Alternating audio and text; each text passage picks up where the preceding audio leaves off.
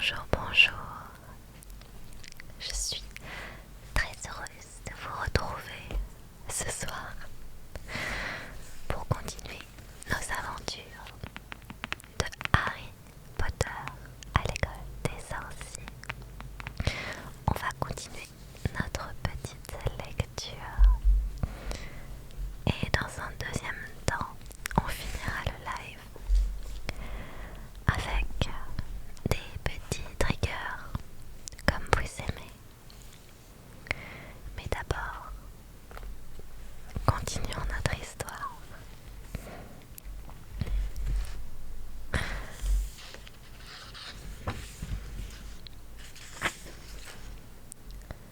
Alors, chapitre 6. Rendez-vous sur la voie 9 3/4. Bonsoir Gardel, merci beaucoup pour ton cœur. Merci beaucoup à toi, c'est très gentil.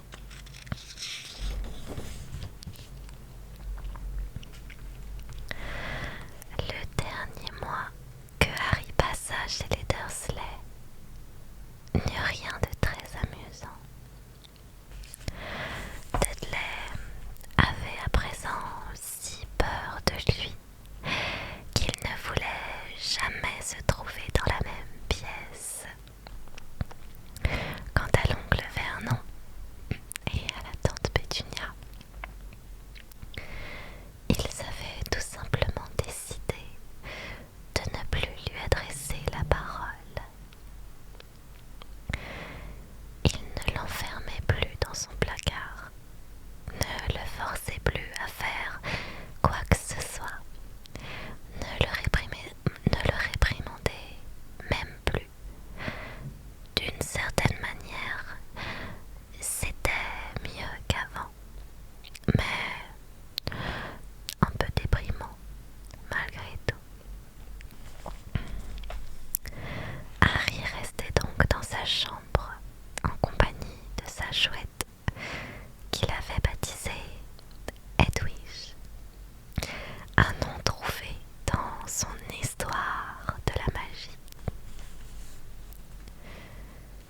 Il passait ses journées et ses soirées à dévorer des manuels scolaires, tandis qu'Edwige allait se promener, sortant et rentrant par la fenêtre ouverte. Fort heureusement, la tante Pétunia ne venait plus faire le ménage, car Hedwige ne cessait de ramener des cadavres de souris.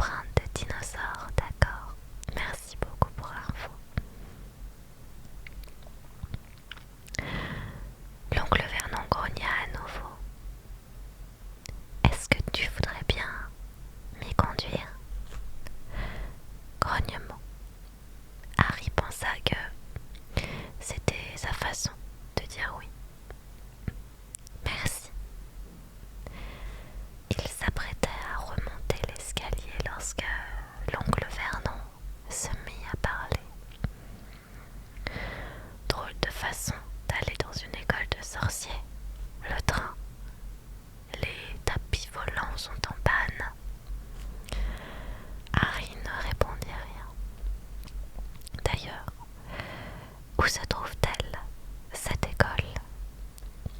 Je ne sais pas, dit Harry, en prenant conscience pour la première fois de son ignorance à ce sujet. Je dois prendre le train à la gare de King Cross à 11 heures sur la voie 9 3/4, ajouta-t-il en regardant le billet que Hagrid lui avait donné.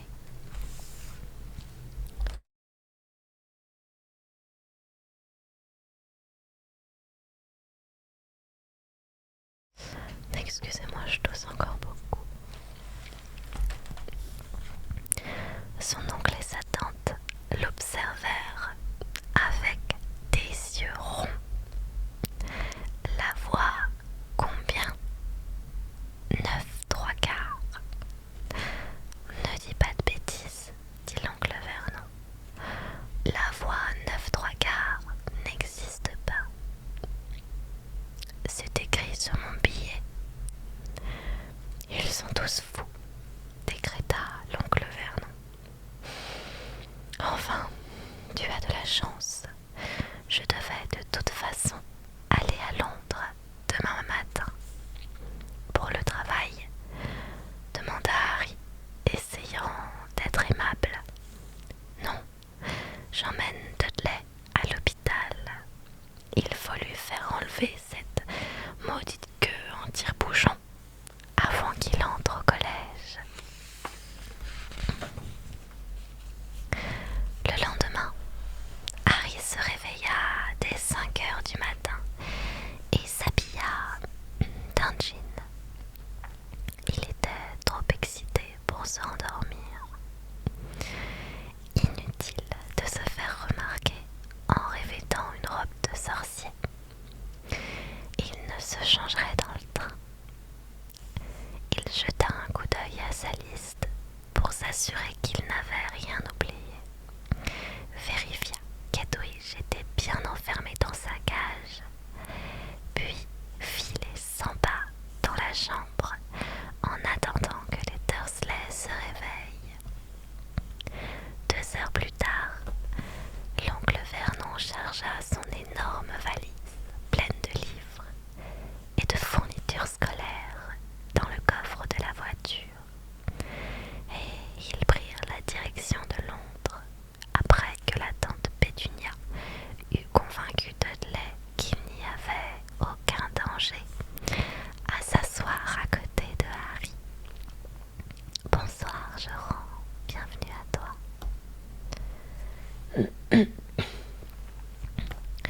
À 10h30, ils étaient devant King's Cross. L'oncle Vernon mit la grosse valise sur un chariot qu'il poussa lui-même et accompagna Harry jusqu'à l'entrée des voies. C'était étrangement gentil de sa part, jusqu'au moment où il s'arrêta face au quai avec un sourire méchant.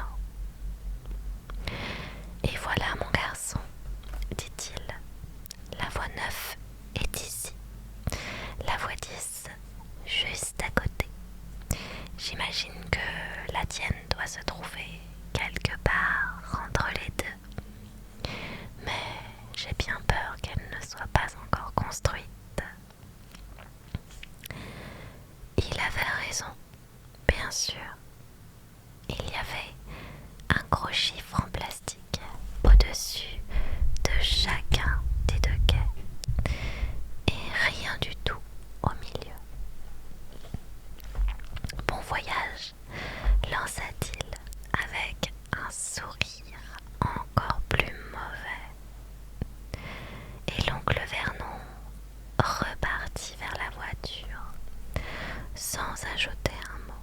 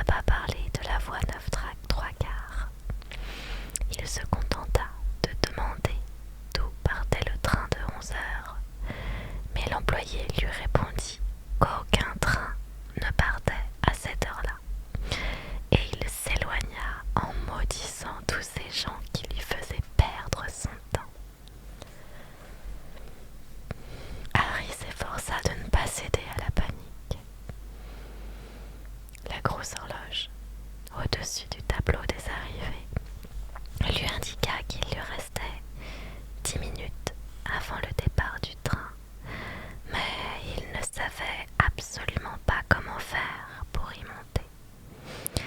Il était seul au milieu de la gare avec une valise qu'il pouvait à peine soulever, la poche pleine d'argent qui n'avait cours que chez les sorciers et une grande cage avec une chouette à l'intérieur. Bonsoir Julia, bienvenue à toi.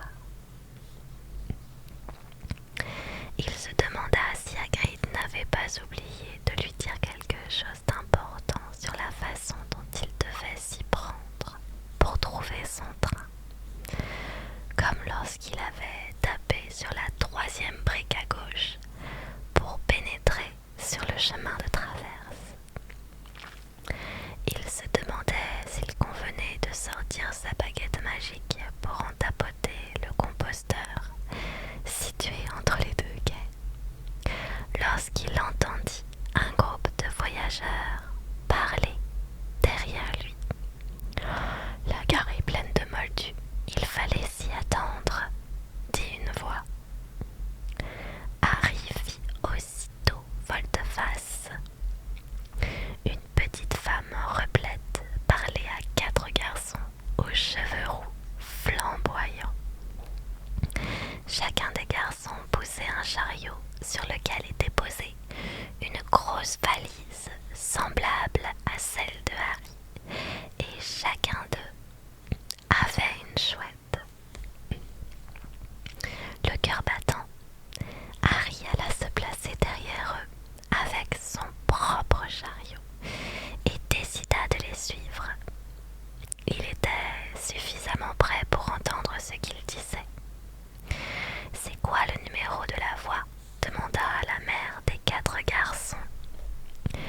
9 3/4, dit une fillette également rousse qui tenait la main de la petite femme replète.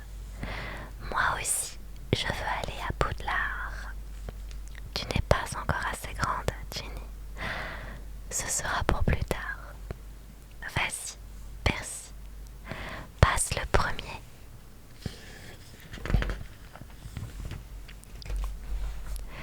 Celui qui semblait être l'aîné des 4 garçons se dirigea vers les voies 9 et 10.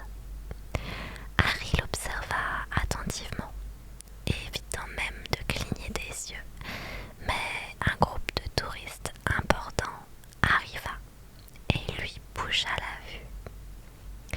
Lorsque le dernier sac à dos fut passé, le garçon avait disparu. Fred, à toi maintenant, dit la mère. Fred, c'est pas moi. Moi, c'est George, dit le garçon. Franchement, tu crois que c'est digne d'une mère de confondre ses enfants? Tu ne vois pas que je suis George? Désolé, mon chéri. C'était pour rire, dit le garçon. En fait, Fred, c'est moi. Il s'avança à son tour vers les voies, tandis que son frère jumeau lui disait de se dépêcher. Et il se dépêcha si bien qu'un instant plus tard, il avait disparu. Le 3e garçon se volatilisa de la même manière, sans que Harry comprenne comment il s'y était pris. Excusez-moi, dit alors Harry à la petite femme replète. Toi, je parie que c'est la première fois que tu vas à Poudlard. Ron aussi est nouveau, dit la femme en montrant son plus jeune fils, un grand dadais, avec de grands pieds, de grandes mains et des taches de rousseur.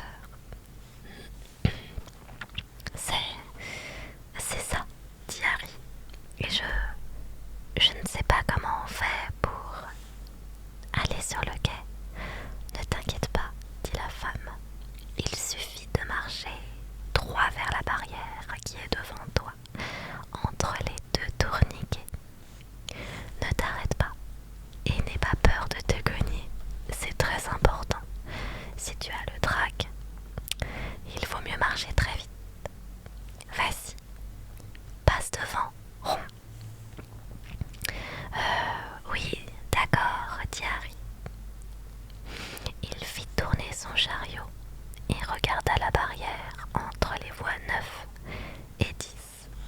Elle paraissait très solide. Il s'avança alors en poussant son chariot et marcha de plus en plus vite, bousculé par les voyageurs qui se hâtaient vers les voies 9 et 10. Penché sur son chariot, il se mit à courir. La barrière se rapprochait dangereusement. Trop tard pour freiner à présent. Et il n'était plus qu'à 50 centimètres. Il ferma les yeux et attendit le choc. Mais il n'y eut pas de choc. Il continua de courir sans rencontrer aucun obstacle. Et lorsqu'il rouvrit les yeux, il vit une locomotive rouge vif le long du quai où se pressait une foule compacte. Au-dessus de sa tête, une pancarte signalait Poudlard Express, 11 heures. En regardant derrière lui, Harry vit une grande arche de fer forgé à la place de la bannière et des tourniquets. Un panneau indiquait voie 9 3/4. Il avait réussi à trouver son train.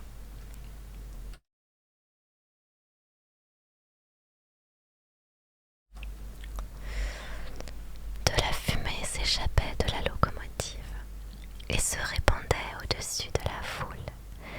Des chats de toutes les couleurs se glissaient çà et là entre les jambes des passagers. Et la rumeur des conversations était ponctuée par le bruit des valises traînées sur le quai. Merci beaucoup Coralie, pour ta lune et ta bonne nuit. Merci à toi, c'est très gentil.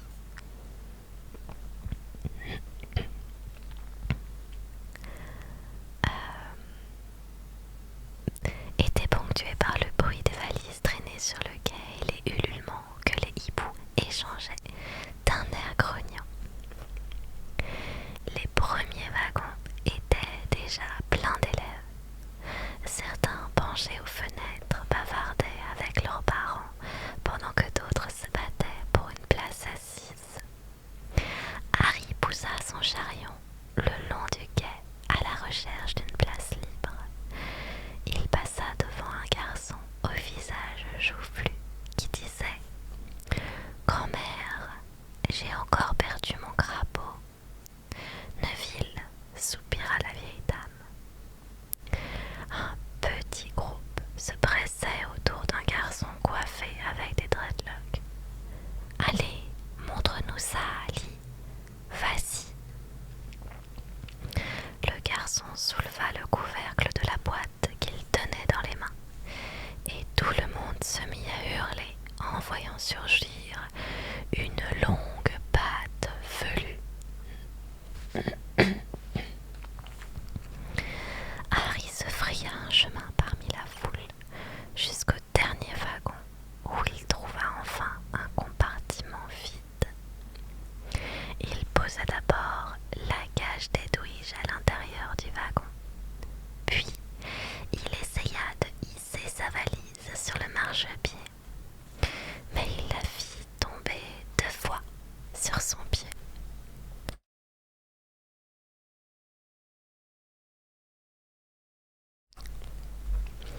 On peut t'aider, demanda l'un des jumeaux roux qui l'avait suivi à travers la barrière. Je veux bien, répondit Harry, le souffle court. Et Fred, viens nous donner un coup de main. Avec l'aide des jumeaux, Harry parvint à s'installer avec sa valise dans un coin du compartiment libre.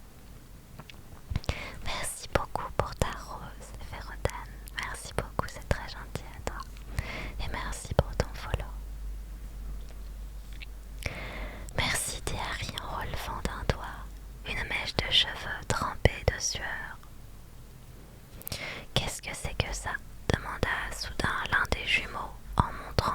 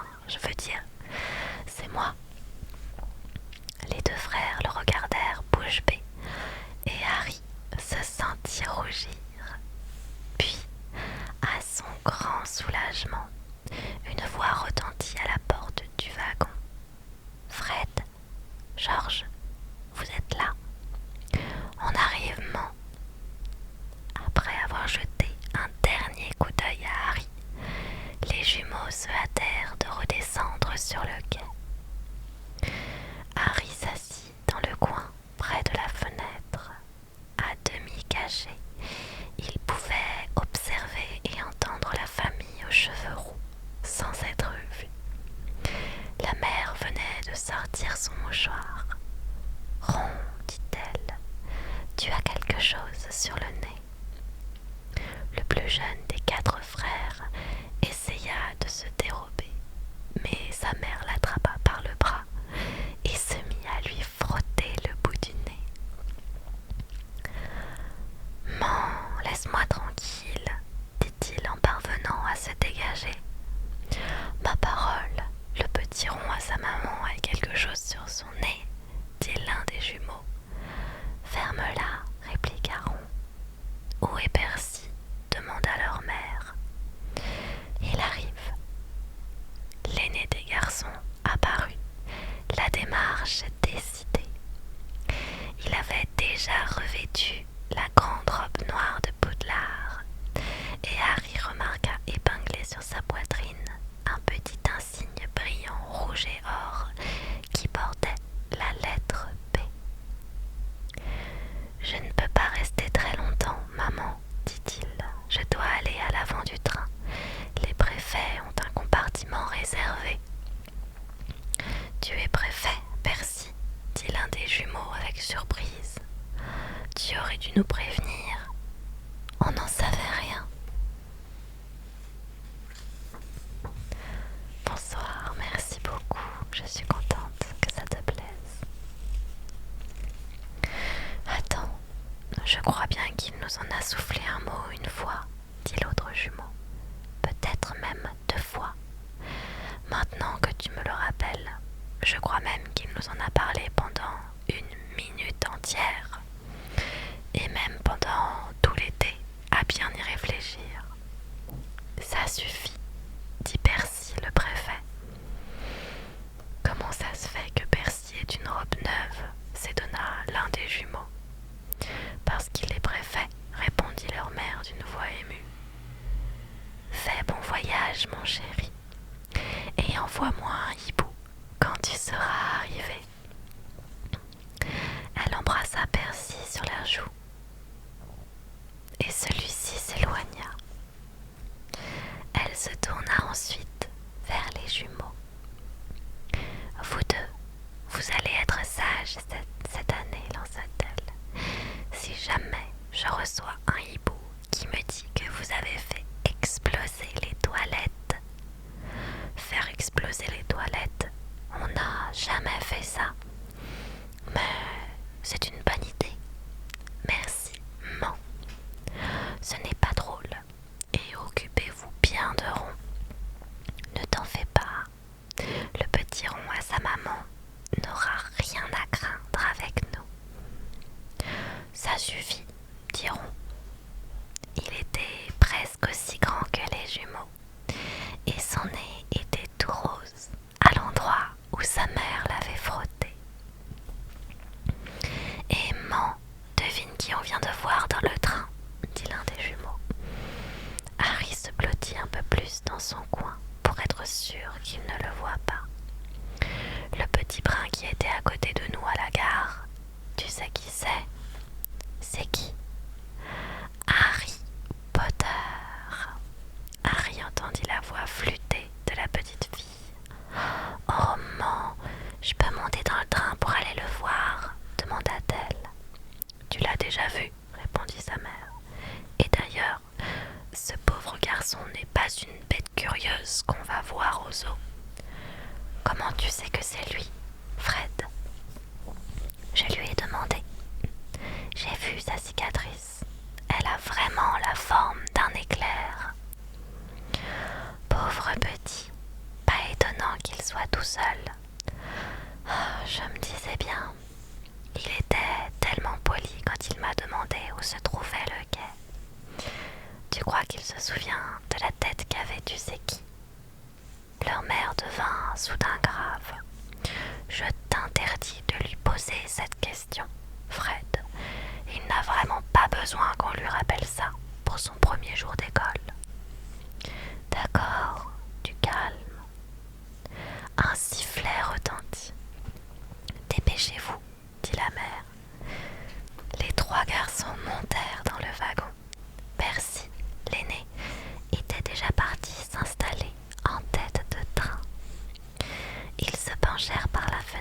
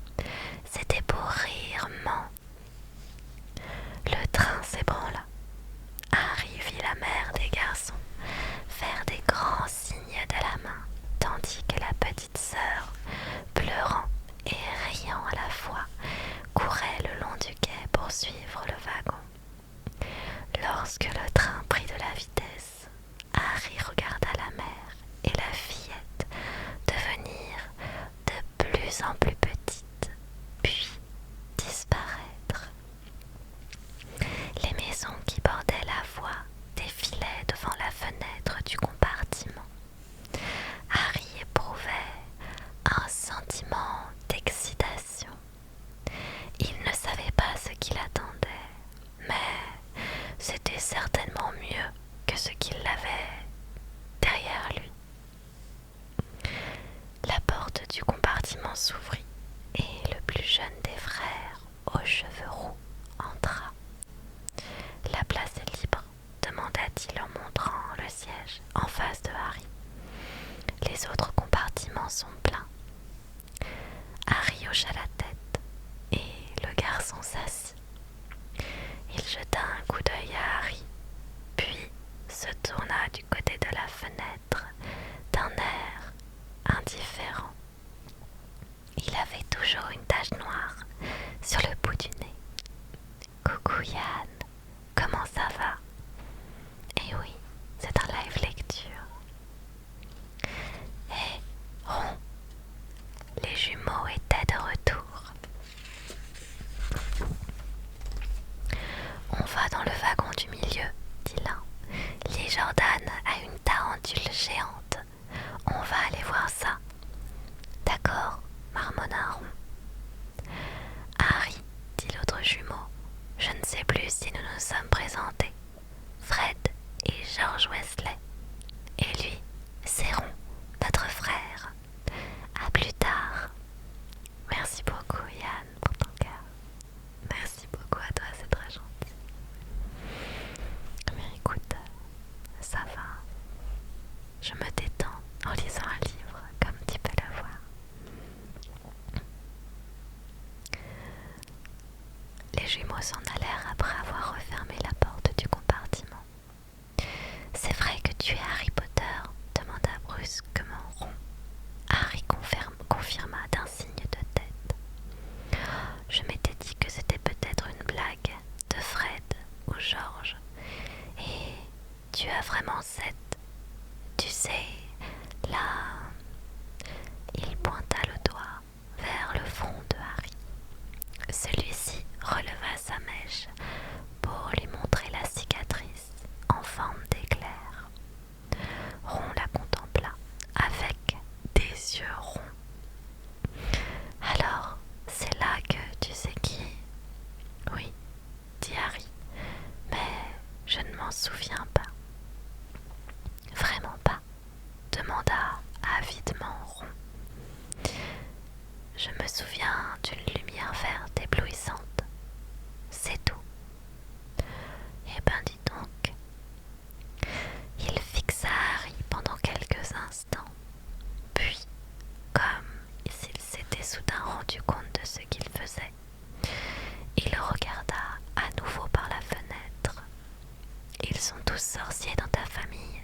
Demanda Harry, qui s'intéressait autant à Ron que Ron à lui. Dis donc, Nagas, tu es plutôt très vulgaire, toi. Alors, j'avais encore jamais ban quelqu'un, mais je vais être ravie de le faire. Hop là.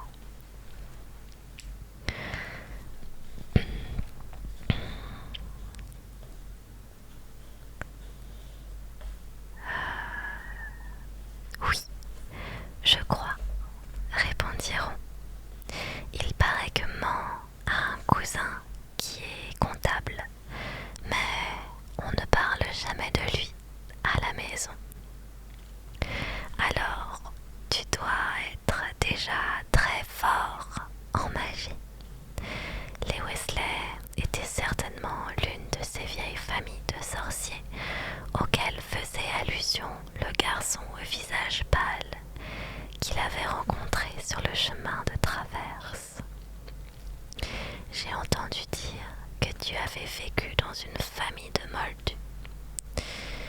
Ils sont comment, ces gens-là? Horribles, répondit Harry. Enfin, pas tous. En tout cas, ma tante, mon oncle et mon cousin sont abominables. Merci beaucoup Yann pour tes cœurs. Merci beaucoup, c'est adorable. Merci à toi.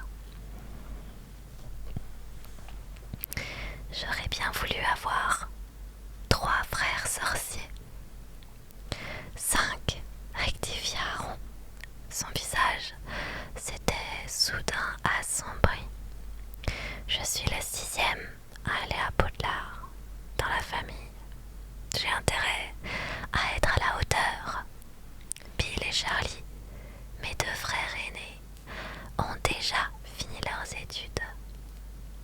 Bill était préfet en chef et Charlie capitaine de l'équipe de Quidditch. Maintenant, c'est Percy qui est préfet. Préfet, qu'est-ce que c'est que ça? Demanda Harry. C'est un élève chargé de maintenir la discipline, répondiront. Une sorte de pion. Tu ne savais pas? Je ne suis pas beaucoup sortie de chez moi, confessa Harry.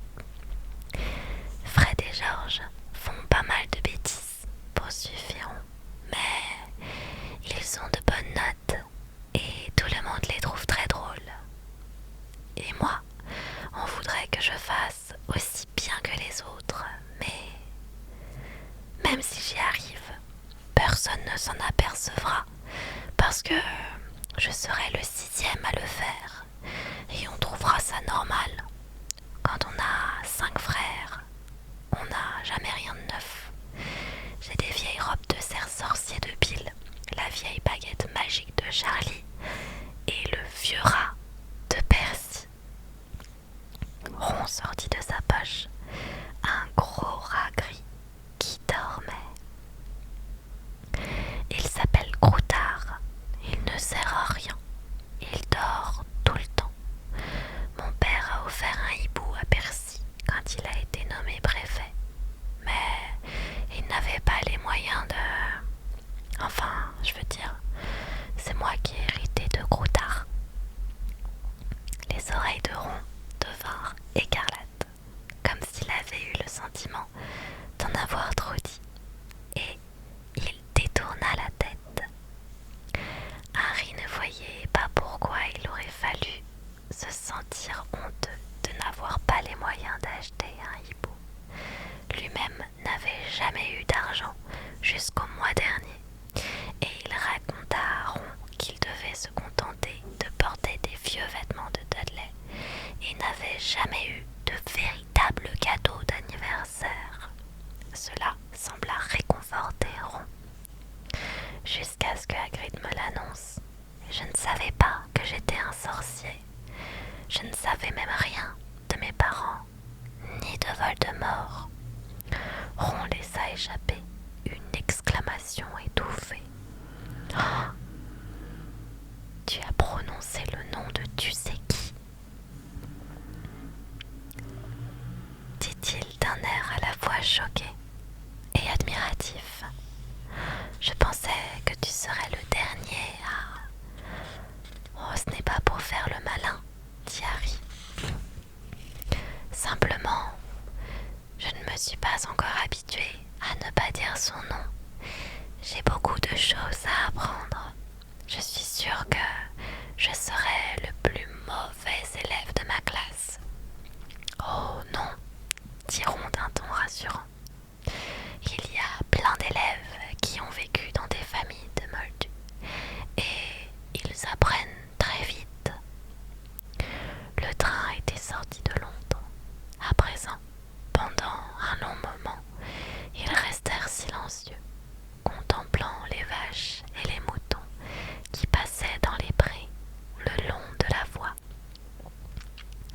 Vers midi et demi, ils entendirent un chariot tintinabulé dans le couloir du wagon, et une jeune femme souriante fit glisser la porte du compartiment. Vous désirez quelque chose, les enfants? Demanda-t-elle en montrant les marchandises disposées sur le chariot. Harry, qui n'avait pas pris de petit déjeuner, se leva d'un bond. Ron, les oreilles à nouveau écarlates, marmonna qu'il avait apporté des sandwichs. Pour la première fois de sa vie, Harry avait les poches pleines d'argent et il était décidé à s'en servir pour s'acheter autant de barres de chocolat qu'il lui plairait. Mais en examinant les friandises que vendait la jeune femme, il s'aperçut qu'elles lui étaient totalement inconnues. Jamais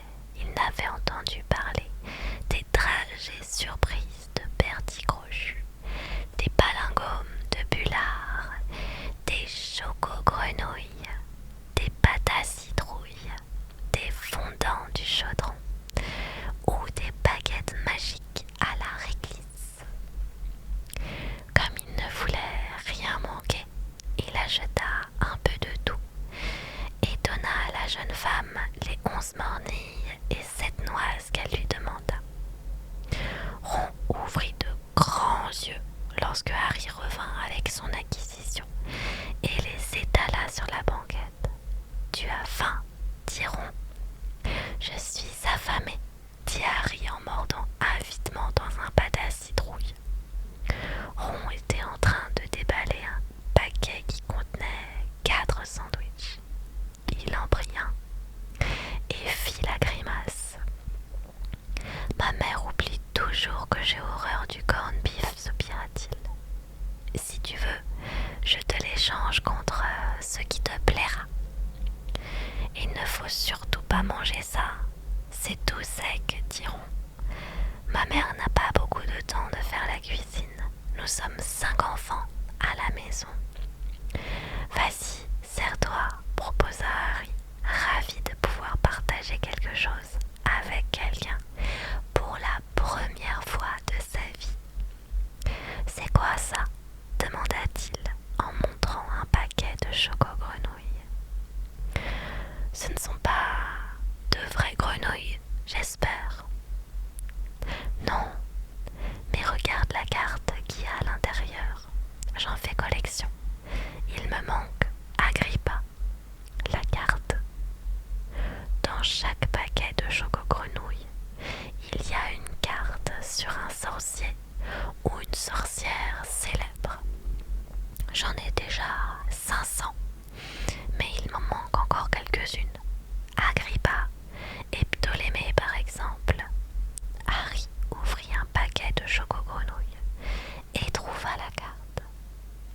Elle montrait la photo d'un homme avec des lunettes en demi-lune, un long nez aquilin, une chevelure argentée, une barbe et une moustache. Sous le portrait était écrit le nom du personnage, Albus Dumbledore. C'est lui, Dumbledore, s'exclama Harry.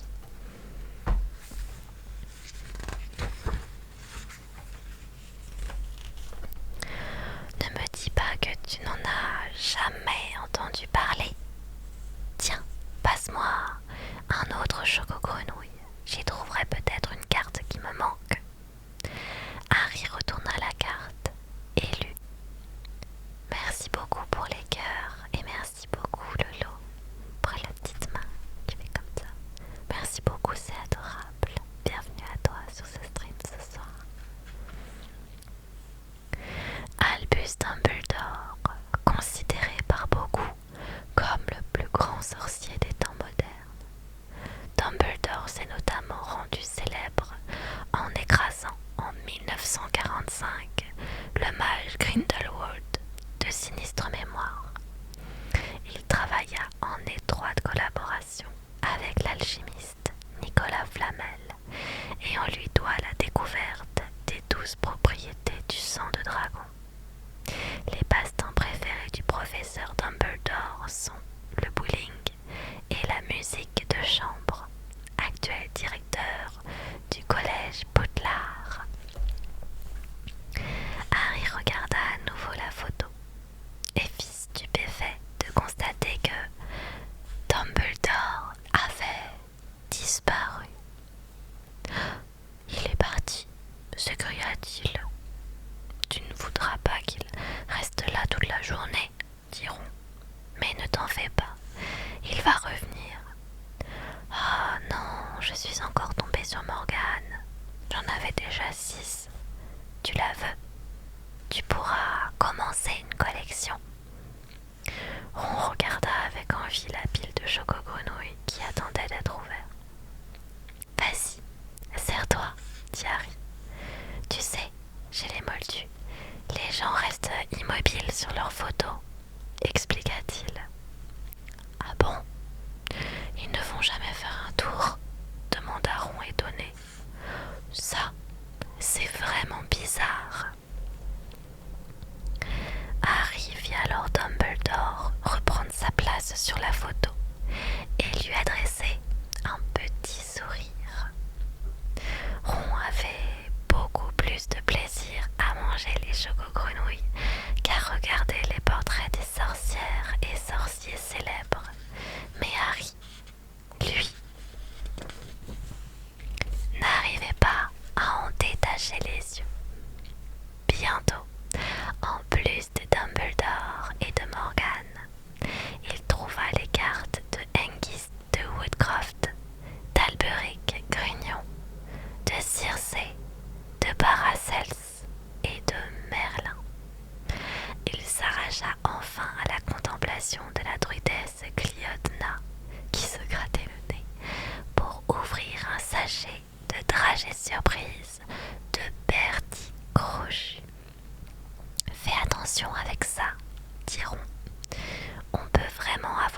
surprises en mangeant ces trucs-là. Il y a toutes sortes de parfums. Si tu as de la chance, tu peux avoir chocolat, menthe ou orange. Mais parfois, on tombe sur épinards ou foie et tripes. Georges dit qu'un jour, il en a eu un au sang de gobelin. Ron prit une dragée verte, l'examina attentivement et en mordit prudemment à l'extrémité. Burg, s'exclama-t-il, du chou de Bruxelles. Pendant un bon moment, ils s'amusèrent à manger les dragées surprises. Harry tomba sur divers parfums: toast grillé, noix de coco, haricots blancs, fraises, curry, gazon, café, sardines. Il eut même le courage d'en goûter une qui avait une étrange couleur grise et que Ron refusa de toucher. C'était une dragée au poivre. Après avoir traversé des paysages de campagne aux champs bien dessinés, le train abordait, allégeant à présent une région plus sauvage, avec des forêts, des collines, des rivières qui serpentaient parmi les arbres. Quelqu'un frappa à la porte du compartiment et le garçon, joufflu que Harry avait déjà vu sur le quai 9 3/4, entra. Il avait l'air de pleurer. Vous n'auriez pas vu un crapaud? Demanda-t-il. Il fit un non de la tête. Je l'ai perdu, se lamenta le garçon. Il n'arrête pas de s'échapper. Il va sûrement revenir, dit Harry. Oui, soupira le garçon d'un air accablé. Mais si tu le vois, et il sortit. Je me demande pourquoi il s'inquiète tellement, dit Ron. Si j'avais un crapaud, je ferais tout mon possible pour le perdre.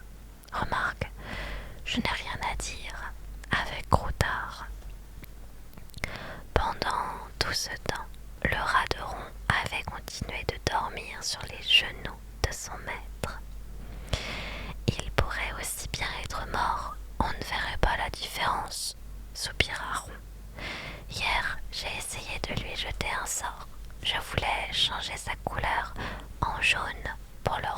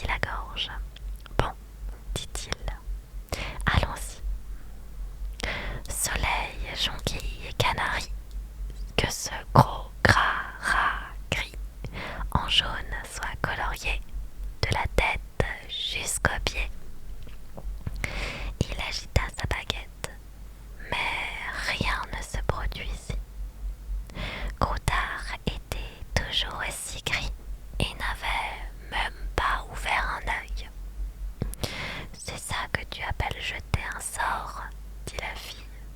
Pas très brillant comme résultat. Moi, j'ai essayé de jeter des sorts pour m'entraîner. Et à chaque fois, ça a marché. Personne n'est sorcier dans ma famille. J'ai eu la surprise de ma vie en recevant ma lettre. Mais j'étais tellement contente. On m'a dit que c'était la meilleure école de sorcellerie. J'ai déjà appris par cœur tous les livres qui sont au programme. J'espère que ce sera suffisant pour débuter. Ah, au fait, je m'appelle Hermione Granger. Et vous? Elle avait dit tout cela très rapidement, sans reprendre son souffle.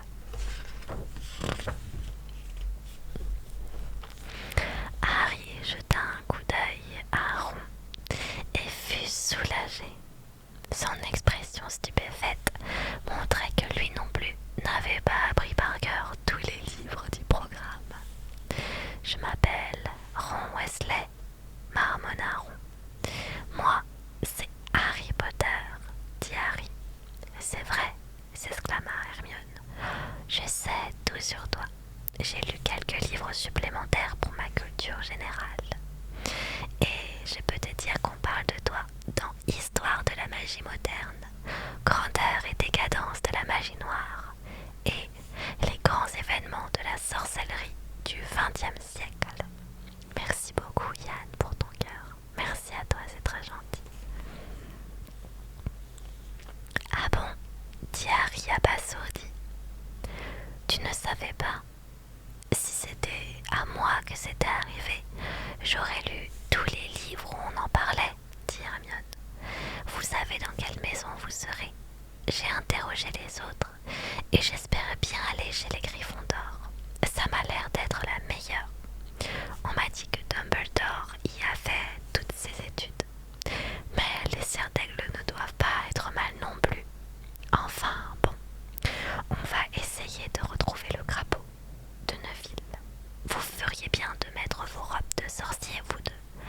On ne va pas tarder à arriver. Et elle s'en alla en emmenant le garçon joufflu, abandonné par son crapaud. J'espère en tout cas qu'elle ne sera pas dans la même maison que moi, celle-là, dit Ron, en rangeant sa baguette magique dans sa valise. Complètement idiot ce sortilège. C'est Georges qui me l'a appris. Il devait savoir que ça ne marchait pas. Tu pourrais m'en dire un peu plus sur les maisons de Poudlard? Demanda Harry. L'école est divisée en 4 maisons, répondit Ron. Les élèves sont répartis dans chaque maison selon leur personnalité. Il y a les Gryffondor, les Serres d'Aigle, les Serpentards et les Poufsouffles. Et tes frères, ils sont dans quelle maison? Gryffondor, dit Ron. Cette fois encore, son visage s'assombrit. Mon père et ma mère y étaient aussi. Je me demande ce qu'ils diront si jamais je n'y suis pas. J'imagine que ce ne serait pas trop grave si je me retrouvais chez les Serres d'Aigle. Mais si jamais ils me mettent chez les Serpentards, c'est la maison où vole. Je veux dire, tu sais qui a fait ses études? Oui, mais c'était il y a très longtemps. Ron se laissa aller contre la banquette. La conversation sur les maisons de Poudlard semblait le démoraliser complètement. On dirait que le bout des moustaches de Croutard a un peu jauni, dit Harry pour changer de sujet. Qu'est-ce qu'ils font, tes frères aînés, depuis qu'ils ont fini leur étude? Il se demandait ce que pourrait bien devenir un sorcier une fois ses diplômes en poche. Charlie est en Roumanie pour faire des recherches sur des dragons. Et Bill est en Afrique en mission pour Gringotts. À propos de Gringotts, tu es au courant de ce qui s'est passé? Il y a tout un article dans la Gazette du Sorcier. Mais j'imagine qu'on ne lit pas ça chez les Moldus. Des voleurs ont essayé de forcer un coffre. Harry ouvrit des grands yeux. Et qu'est-ce qui leur est arrivé? Rien. Ils ne se sont pas fait prendre. C'est pour ça qu'on en parle tellement. Mon père dit qu'il faut être un grand expert en magie noire pour s'introduire chez Gringotts. Mais apparemment, ils n'ont rien emporté. C'est bizarre. Bien sûr, quand ce genre de choses arrive, tout le monde a peur que tu sais qui soit dans le coup. Harry retourna dans sa tête la nouvelle qu'il venait d'apprendre. Il commençait à ressentir un frisson de crainte chaque fois qu'on lui parlait de « vous savez qui ». C'était sans doute la conséquence de son entrée dans le monde magique. Il se sentait beaucoup moins à l'aise qu'au temps où il pouvait prononcer le nom de Voldemort sans s'inquiéter. « C'est quoi ton équipe de Quidditch préférée ?» demanda Ron. Je ne connais pas les équipes. Avoua Harry. Quoi? S'exclama Ron abasourdi. Oh, tu ne sais rien du Quidditch. C'est le plus beau jeu du monde. Il entreprit alors de lui en expliquer les règles, les 4 balles en jeu, les différents postes occupés par les joueurs. Il lui raconta les plus beaux matchs qu'il avait vus en compagnie de ses frères et lui décrivit en détail le balai volant qu'il aurait aimé acheter s'il avait eu assez d'argent pour ça. Il était en train de lui expliquer les aspects les plus complexes du jeu lorsque la porte du compartiment s'ouvrit à nouveau. Cette fois-ci, ce n'était ni Neville ni Hermione Granger. 3 élèves de Poudlard entrèrent et Harry reconnut parmi eux le garçon au teint pâle dont il avait fait la connaissance dans la boutique de vêtements de Madame Guipure. Cette fois, il regardait Harry avec beaucoup plus d'intérêt que lors de leur première rencontre. Alors c'est vrai, lança-t-il, on dit partout que Harry Potter se trouve dans ce compartiment. C'est toi? Oui, dit Harry. Il regarda les 2 autres garçons. Tous 2 étaient solidement bâtis et avaient l'air féroces. Debout, de chaque côté du garçon au teint pâle, ils avaient l'air de garde du corps. Coucou. Eh oui, désolée, je prononce Ron comme je veux. Désolée pour cette frustration. Lui, c'est Crabbe et l'autre, c'est Goyle, dit le garçon d'un air détaché. Moi, je m'appelle Malfoy, Drago Malfoy. Ron eut une toux discrète qui ressemblait à un ricanement. Drago Malfoy tourna les yeux vers lui. Mon nom te fait rire. Inutile de te demander le tien. Mon père m'a dit que tous les Weasley ont les cheveux roux, des taches de rousseur et beaucoup trop d'enfants pour pouvoir les nourrir. Il se tourna à nouveau vers Harry. Fais bien attention à qui tu fréquentes, Potter. Si tu veux éviter les gens douteux, je peux te donner des conseils. Malfoy lui tendit la main, mais Harry refusa de la serrer. Je n'ai besoin de personne pour savoir qui sont les gens douteux, dit-il avec froideur. Les joues pâles du garçon rosirent légèrement. Si j'étais toi, je serais un peu plus prudent, Potter, dit-il lentement.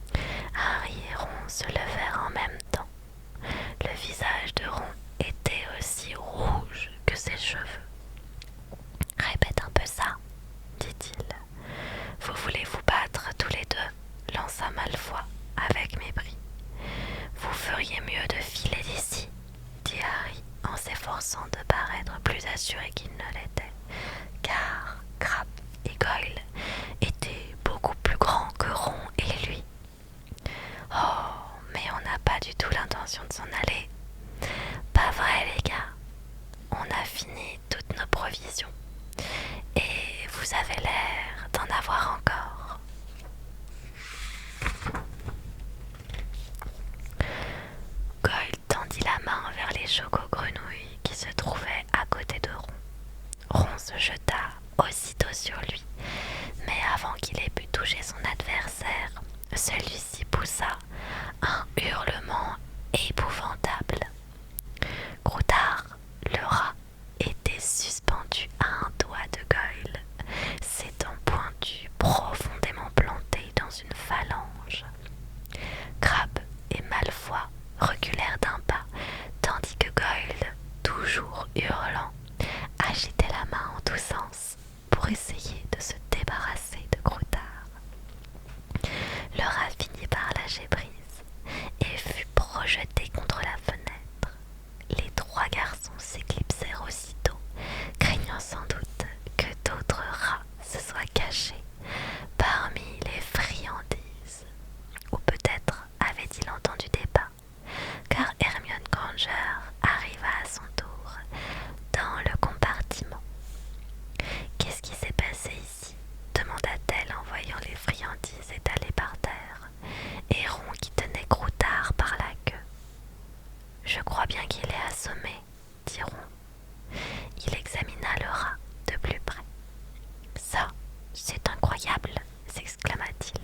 « Il n'est pas assommé, il s'est tout simplement rendormi. » En effet, Croutard dormait paisiblement. « Tu le connaissais déjà, ce Malfoy ?» demanda Ron. Harry lui raconta sa rencontre avec lui sur le chemin de traverse. « J'ai entendu parler de sa famille, » dit Ron d'un air sombre. « Ils ont été parmi les premiers à revenir de notre côté quand tu sais qui a disparu. Ils ont prétendu qu'ils avaient été victimes d'un mauvais sort, mais mon père n'y croit pas. Il dit que le père de Malfoy n'a pas besoin de mauvais sorts pour se mettre dans le camp des forces du mal. » « On peut t'aider, » ajouta-t-il en se tournant vers Hermione. « Vous feriez bien de vous changer, » dit Hermione. « Je suis allée voir le machiniste dans la locomotive et il m'a dit que nous étions presque arrivés. Vous ne vous êtes quand même pas battu, j'espère.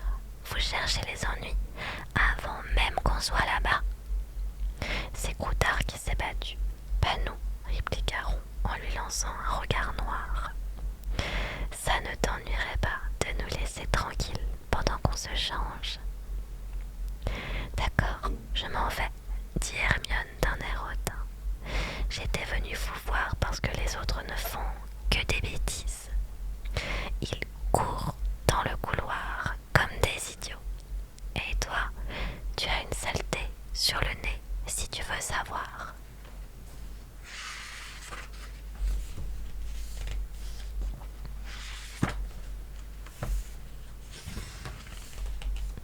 Ron lui adressa un regard féroce tandis qu'elle sortait du compartiment.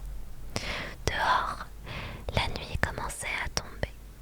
Des montagnes et des forêts défilaient sous un ciel pourpre, profond, et le train semblait perdre de la vitesse.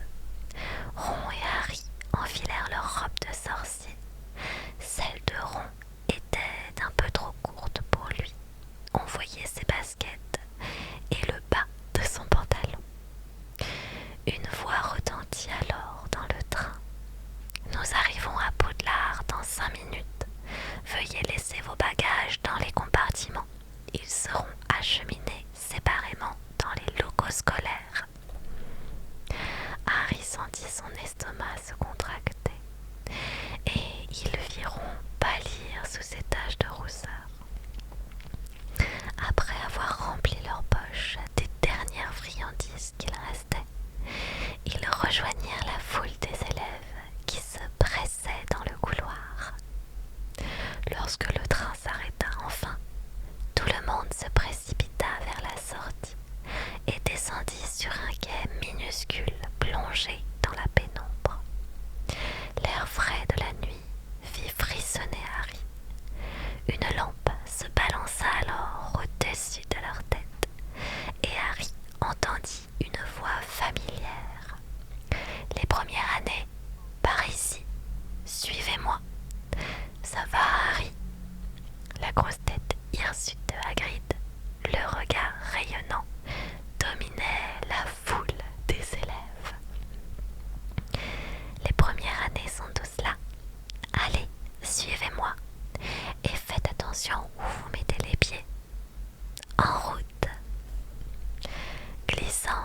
trébuchant, la file des élèves suivit Hagrid le long d'un chemin étroit et escarpé qui s'enfonçait dans l'obscurité. Harry pensa qu'il devait se trouver au cœur d'une épaisse forêt. Personne ne parlait beaucoup. Neville, celui qui avait perdu son crapaud, renifla à plusieurs reprises.